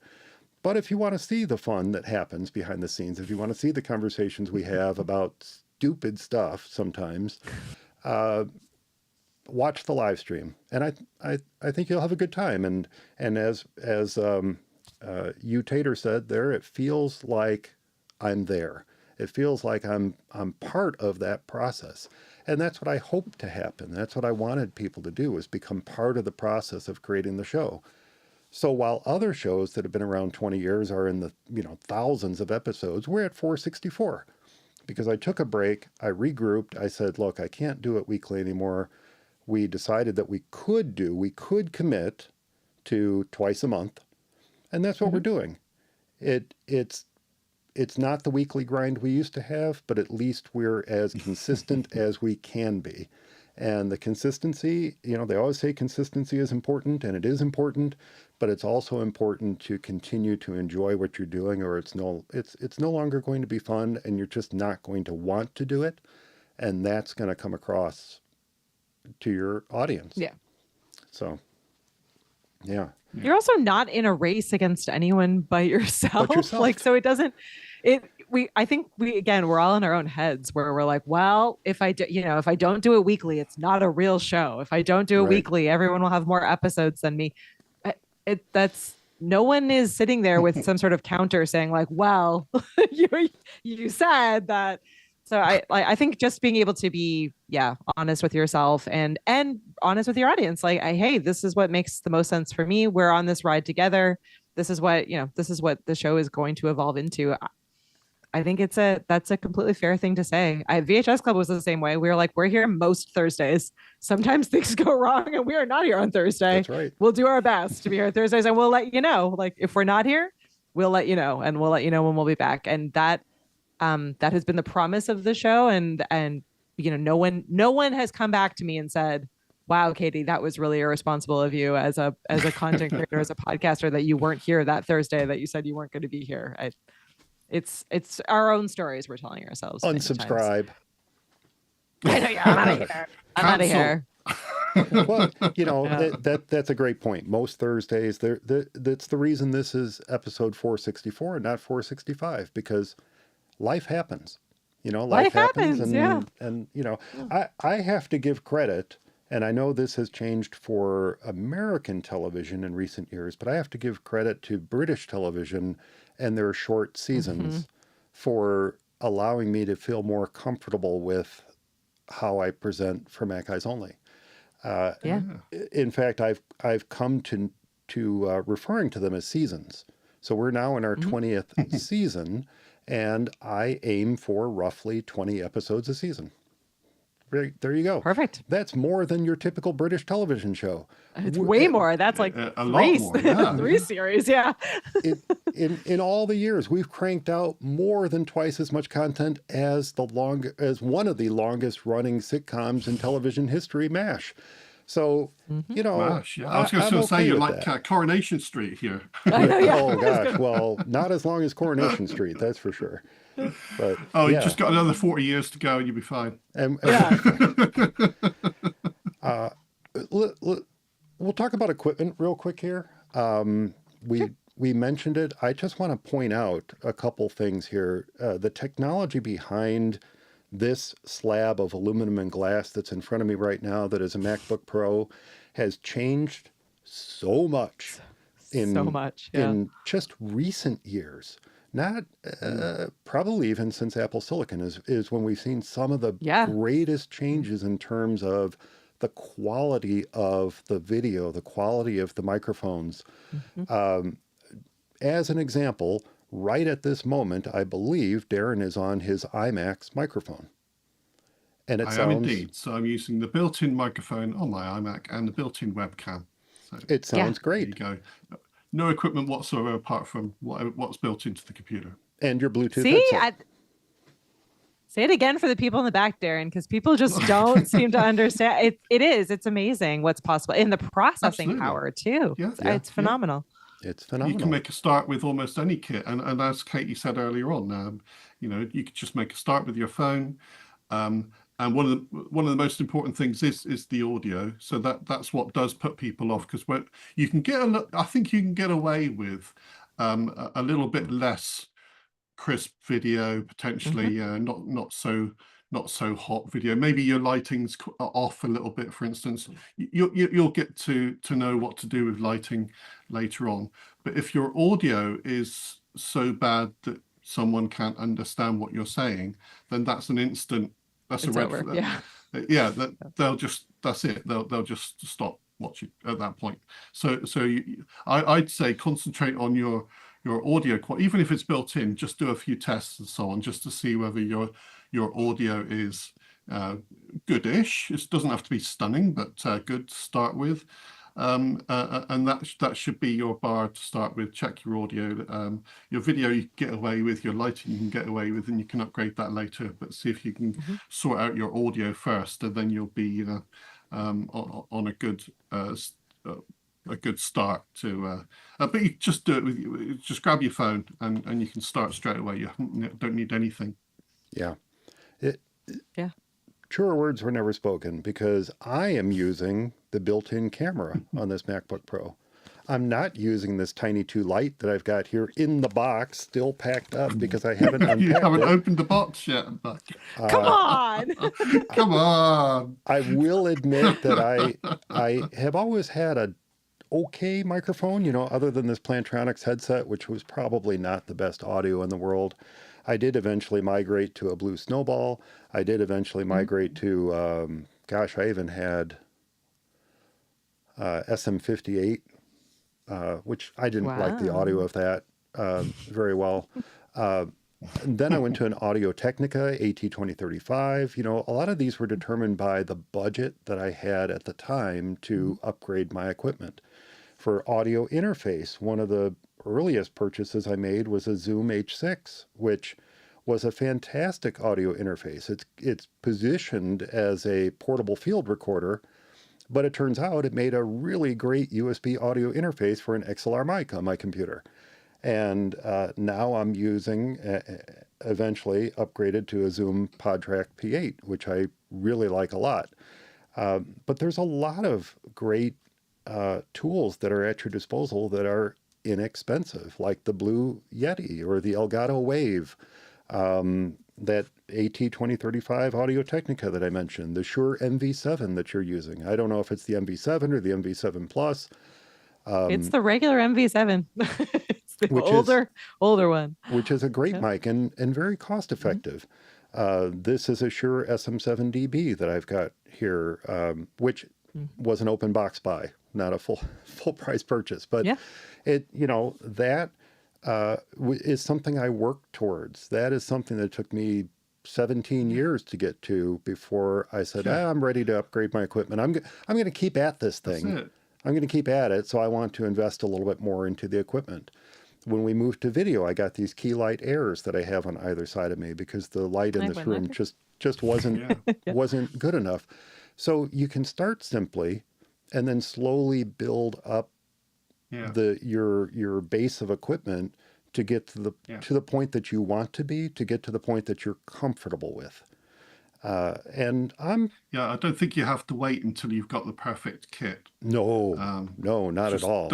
You're just putting it off. Then you just got to stop. You got to jump in the deep end. I was noticing how yellowed this Snowball is right now. It's very yellowed, but it's like an old Mac. There's always going to be something cheaper and better and newer and whatever else that's going to come out anyway. No, just start with what you have.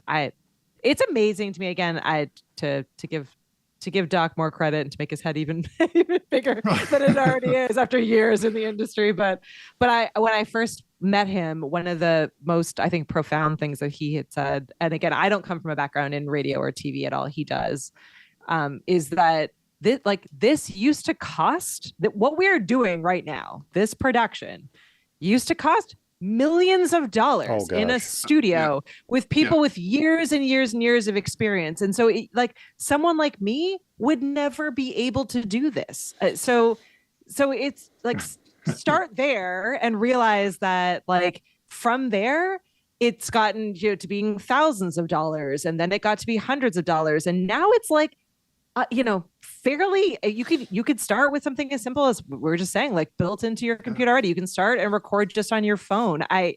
And while you're doing that, the prices are getting cheaper and cheaper, and the quality is getting better and better, and the items are getting smaller, and people are selling their older equipment that's still completely fine. So there's lots of options out there for you to do all kinds of stuff. The camera I'm on right now, I downgraded to this camera, and it is an $89 camera. It's a 1080p $89 web camera. It is the Meet. It's the cheaper of the Meets, the Meet SE, and I love it, even though I have access both personally and professionally to the ones. I think I have the Tiny 2 sitting just off the side. I don't like the PTZ because I'm generally sitting at my desk, and then I inevitably move my hand and it zooms in, and it's unnecessary for what I'm trying to do. So complicating it just because it seems cool and makes you feel cool isn't worth it. Like, buy the equipment that works for what you're actually trying to create. Ideally, it's multi-purpose. It helps you, in a couple of different ways for different kinds of content you're trying to create, but it's way easier, and less is more, because when a cable goes out, like, understanding what the gear is and how it works is the most important part, instead of having the biggest best studio, because the biggest best studio, when you don't know how it works, is not great at all. And you need to know where your Stream Deck buttons are and what they do. yeah, exactly. I was going to actually quickly mention, Mike, sorry, before you jump in there. Go ahead. I was quickly going to mention that there is one other type of video podcast that we haven't touched on, which is also quite popular and quite an easy thing to get into, which is recording the screen of what you're demonstrating and doing a screencast with your so all you have to deal with is the audio. It's a little bit like doing an audio podcast with your voice, but you're demonstrating something on screen. So that's voiceover. That's another angle to get into. There's quite a lot of good podcasts out there demonstrating how to do things, and they're quite interesting, because they're easier to get into than trying to edit full-on video and getting your frame cuts and all of the editing involved there. So it's a bit easier to edit a screencast. So that's just another one I was going to mention. And something else on the what format is it? Is it a vlog, or is it a podcast, or is it a vodcast, or a screencast? So there's another option. Yeah. You gave me flashbacks to the very first screencast I ever did, which was a comparison of the new Magic Mouse to the Mighty Mouse. Ooh. And how they came packaged, and how it was built and how it worked and all that kind of stuff, and what I had to go through to do it then versus what I would have to go through to do it now. In fact, I did edit it in iMovie, the very first one. And QuickTime now provides very capable screencasting tools built right into this free app that comes on every Mac. So there's a lot of great stuff you can do just with the tools built into your Mac, and knowing that those tools are there is one of the biggest hurdles that people have to overcome, because they feel like they have to go out and buy all this fancy screencasting software. And the truth is, if you're willing to put up with a couple extra steps, yes, the software can save you some time, it can save you some hassle, but if you're willing to put up with a couple extra steps, everything you need to do it is built right into your Mac. And I think that's amazing. And it wasn't true when I did my first screencast. So there you go. I did have a tip, speaking of hardware, and we were talking about audio interfaces. And if you do eventually graduate from a USB microphone to an XLR mic, or maybe you have a combo mic, something that's USB and XLR, and you eventually want to upgrade to an audio interface, like we were talking about the Pod Track, and there's the Rodecaster Pro, and some of the other audio interfaces that are out there. There is such a thing as a pure audio interface, but there's also something like the Pod Track and the Rodecaster. If you are going to spend money on an audio interface for an XLR mic, make sure that that interface that you purchase can also record. I think that is one of the biggest tips I can share from all the years of doing this, the old Zoom H6 that I used to use, part of its appeal was it was a very good audio interface. One of the things that really frustrated me about it was that while it would make a great audio interface, you couldn't record your audio while it was being used as an audio interface. So, yeah, right. But it wasn't something that was a thing at the time they manufactured this device. So I understand why it was built the way it was. Thank goodness it was an audio interface and could be used that way. But it's never a bad thing to have an extra audio recording of your show, and knowing that your audio interface has got your back can actually be a lifesaver. And I'll just use the cliche, trust me on that. It's never a bad thing to have an extra copy of whatever audio you are recording. I'm literally recording this audio at least 3 times as we're speaking right now. And that's just to give me a fallback in case one or, well, hopefully not all, but just in case, the audio fails, my primary audio fails, I've got secondary audio to fall back on. So that would be my only tip there. Real quick, live to tape or edited? I think I know your answer. I think I know your answer because you've kind of already mine is hinted live at to it. tape. Yeah. But I don't do any editing at all. In fact, I'm terrible at it and I have very little interest in learning it, if I'm being honest.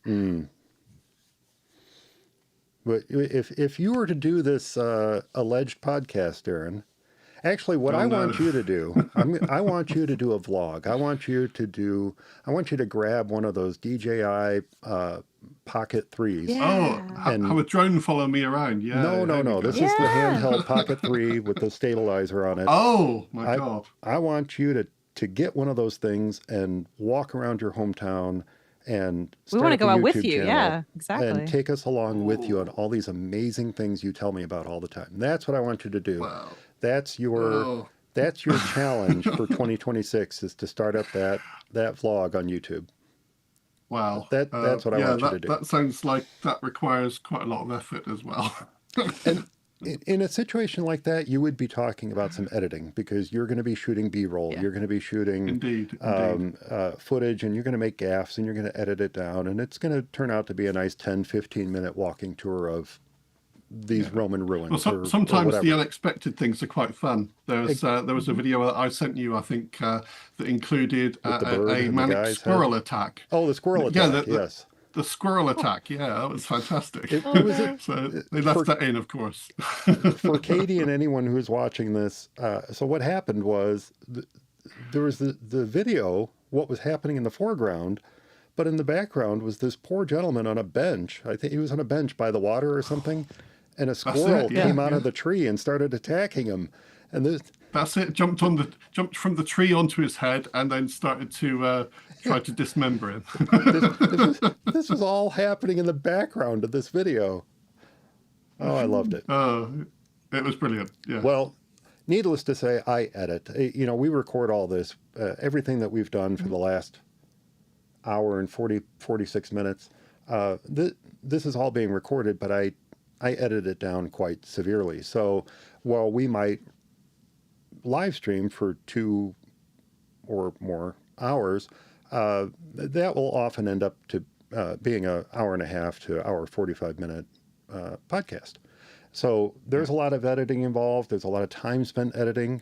The time spent editing audio is not quite as long as the time spent editing video. If you were to do that, video editing is quite difficult. It's quite time consuming. But editing audio is not quite so bad, especially when you start to recognize your ums and ahs and pauses and where you can cut out a few seconds here and there. It gets to be kind of a habit, and I definitely recognize those waveforms of not only myself, but Darren and Eric. And it's only when we have a guest on, like Katie, and I need to edit it, that I have to get used to a new style of waveform because I don't recognize those, turns of phrases that maybe Eric always says, or Darren always says, or I always say. And I know we don't need that in the final edited show. So I do definitely edit for the audio podcast, but there's no editing done at all for the live stream, obviously. Cool. Website, email, social. How important are traditional communication channels these days if you're going to start up a podcast? Oh my gosh. The most important, I think, is email. Having an email list and having a way to, an owned channel to be able to reach your audience, because the social platforms are shifting, and the, you know, even the ability to connect with them through YouTube, all of that is just outside of your control. Yeah. I think a website is great, but it's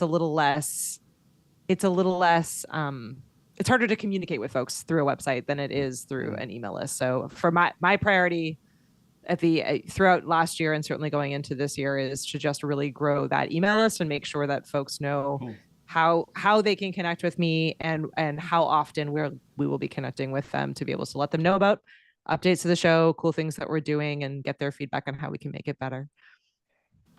Very cool. That's good advice. I like that.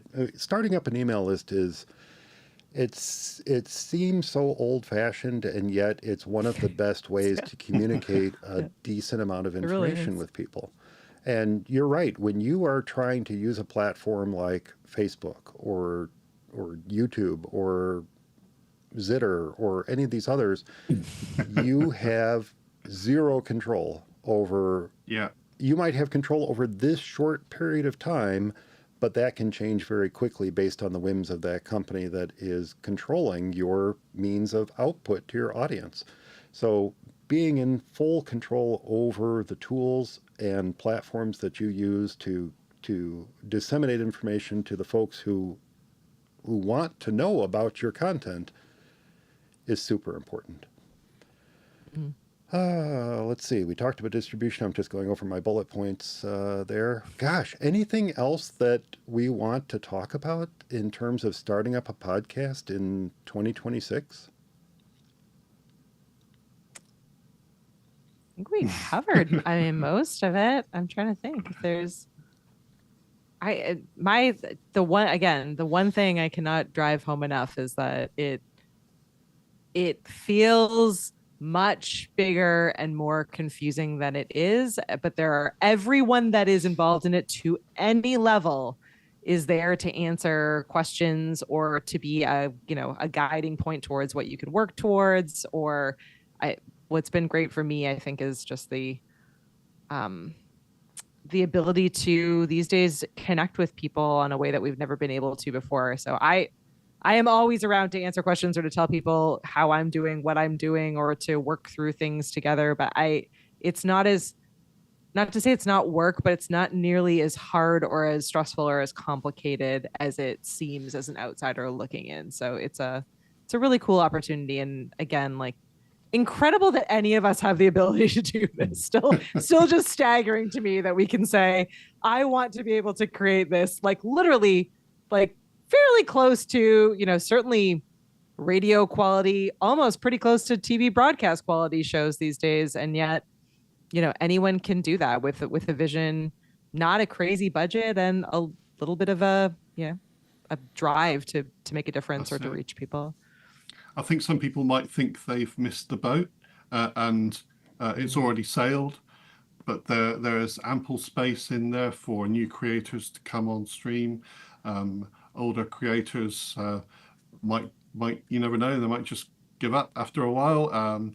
It happens, and then new creators come into and they're not necessarily filling the void, but it's not too late. It's not like that boat has already sailed.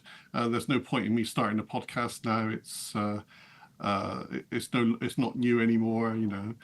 You can carve out your audience, and sometimes the more niche, the better. If you have something that's very niche, like there will be a certain population of the planet that thinks that your extremely obscure niche is fantastic, and that they really want to get involved in it. And you don't have to carve out a massive audience for yourself. You just carve out your little niche of the world and just speak to your audience. So it's never too late to start something like this and be a creator. Yeah, I think that's a very, very good point, Darren. Well, both are excellent points. I mean, one, just get started. Just get started. You have an idea, turn on that microphone and start talking, and just see what happens. You may surprise yourself. I often surprise myself when I go back to edit the show and say, "Wow, what I said there actually was kind of intelligent, maybe." Wow, But that makes you worry sense. about it when you say it. You're always very, as Katie pointed out, you're always very self-conscious of what you yourself are doing. But when you go back and listen to it with a bit of disconnect between who you are and who you're listening to, you can surprise yourself. Yeah. Did I really say that? Wow, that sounded really clever. I know it actually sounded like I knew what I was talking about. And then to Darren's point, unlike radio and unlike television, no matter what you want to say about cable and streaming and its capacity to do so, the capacity for content in both podcasting and vlogging is literally infinite. There is no limit. Radio has only so many hours per day that they can fit DJs in to talk about stuff, to talk about news, to talk about what's going on in the community, whatever. There's only 24 hours in the day. There is a limit. Mm-hmm. There's a limit to the amount of television content that can be put out on the airwaves, but there is no limit to the amount of content that you can create when it comes to podcasting and video. So yeah, absolutely. You have an idea, go out and try it. No matter what it is, just try it. Just do it. Just do it, to quote our friends in Washington. No, I know this was just a grand overview of how to get started in podcasting, but I really, really hope it at least sparked the imagination of at least one of you out there to pick up a mic and start recording. So, are you thinking of starting a podcast? If so, what is your passion? Be sure to leave your thoughts and links to your show, if you have them, in the comments of this week's show notes found at formacisonly.com. Well, Katie, I kind of warned you. I didn't give you a lot of warning, but I kind of warned you a little bit that every episode, for a while now, we used to do an Essential Apps episode once a year. And we would talk about the apps that we felt every Mac user should have installed on their Macs. And then we'd talk about why they were important to us and why they should be important to the users. Well, after we did our last Essential Apps episode, we said, we have so many essential apps, we should be doing this every week. And so every episode. And every episode, Darren or I or Eric come up with what we think is an essential app and that people would enjoy having on their Macs. And when we have a guest on, we often ask that guest to come up with their own essential app. So you kind of floated an idea that was intriguing to me because it is not an app that anyone really needs to go out and install. In fact, it's an app that ships with every single darn Mac that comes out of Cupertino. Would you like to share your essential app with us this episode? Yeah, I am absolutely loving the Notes app, and I have obviously had it on my computer for as far back as I can remember. I don't even know how long ago it came into existence, but I really like it because now it is so easy to transfer ideas back and forth between gadgets and devices, right? So like when I'm out and something hits my mind, I can toss it into a note, and then I'm able to see that on my phone, on my iPad, on my computer really easily and quickly. I can share notes with other people. I can categorize them. I can drop images and links and everything in it. So even though it's probably one of the most obvious, simple, easy things out there, it really in many cases has replaced the notebook that I still always carry with me. But now I don't need to worry about where is that idea? How can I get that back into a space where I'm actually going to use it? Notes is just with me all the time because I always have at least one of those devices with me or nearby enough to be able to grab it. So I really, really like it. I think it's something that I think for a while I was almost like embarrassed to use it, like, because it was one of those things where like, oh, okay, well, I should be using a better piece of software, or like something more organized to get my ideas down. And a friend of mine, Kat Mulvihill, she really like put it in a great context for me, where it was like, no, they like if that's the tool that you are going to for your ideation and to get the ideas out of your head and the thoughts out of your head into a space where you can take them and work on them, great, like build that into your system. So now it's my central hub of whatever I'm thinking or whatever I hear or whatever, however is coming to me goes out to me into notes and then gets put out into the right place to be able to take action on, from a grocery list to the list of feature requests for Ecamm to everything in between. It's sort of home base for me, and I'm just embracing it. I used to be embarrassed, but I'm now fully embracing it. So it's my favorite. I think that's an excellent choice. And the thing is, Notes has been around for a while. I mean, I remember its old skeuomorphic design. It's been around for a really long time. Yeah. But the capabilities of Notes have, in recent years especially, changed so dramatically to the point where there are things that you can do with it that we never even imagined before. Yeah. I do an occasional talk to user groups that I call my hidden gems of Mac OS. And one of the tips I gave last year, in fact, I think I gave this tip on For Mac OS Only as well, is that you can store multiple PDFs within a single note.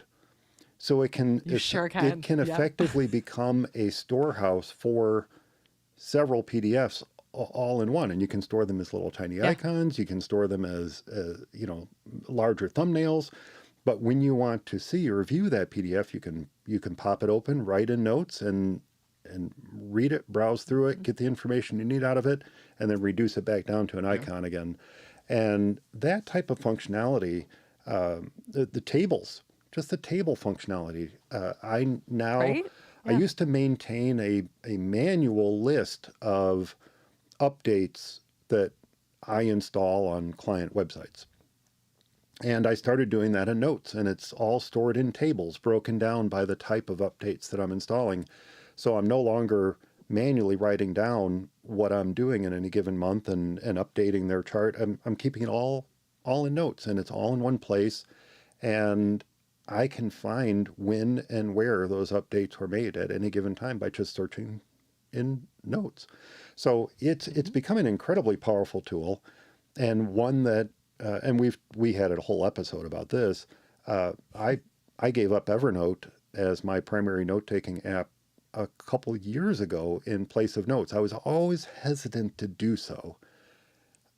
And then when I found that I could migrate away from Evernote into Joplin, which is a free open source note-taking app, I could take and effectively make Joplin my Evernote storage place, and then just start fresh with Notes. And that's what I've done.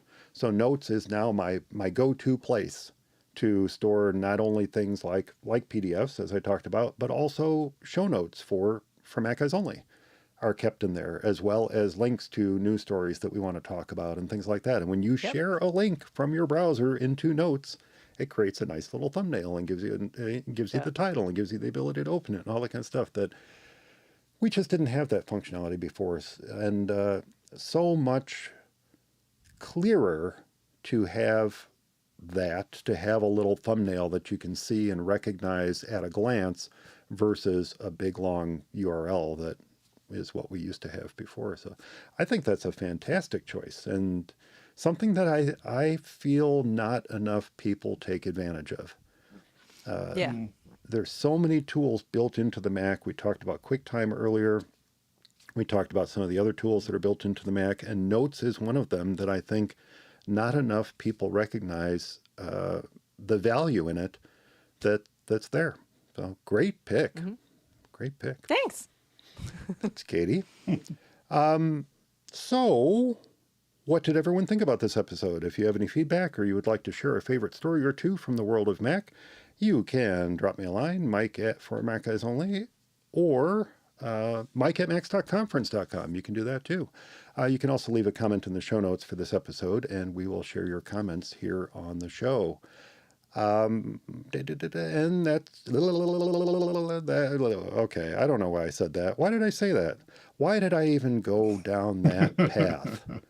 This is one of the gaffes that never mind. Okay, so I'll explain what happened there.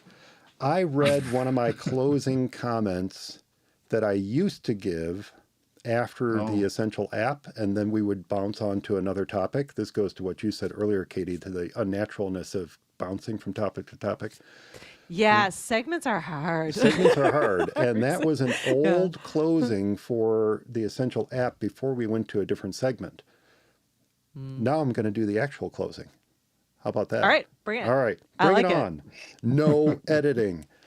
All right, here we You're go. not going to edit that out. Wow. No, I'm not going to edit that out. No, I'm going to edit it out of the audio show, but not out of this. I apologize to everyone watching the live stream. Here we go. Well, that's going to do it for this episode of For Mac Guys Only. I hope everyone enjoyed it. Remember, I do love to get your letters. So if you have any comments about the show, a tip to share, a software or hardware problem with your Mac, you can leave your favorites in the comments of this week's show notes found at formacguysonly.com, or you can drop me a line, Mike at formacguysonly.com. And do be sure to subscribe to the show's YouTube channel at youtube.com/FMEOTV and click that little notification bell so you can find out when we are going live. You can join the chat room and you can catch all the behind the scenes stuff that doesn't make the final cut of the show, like what just happened now. Hey, Katie, what's the best way for folks to get a hold of you? Well, you can find Nat and I at the VHSclubpod.com. Join our email list by putting /email at the end of that. And you can catch us most Thursday nights live at 9 p.m. Eastern on YouTube, or listen and watch wherever you'd like.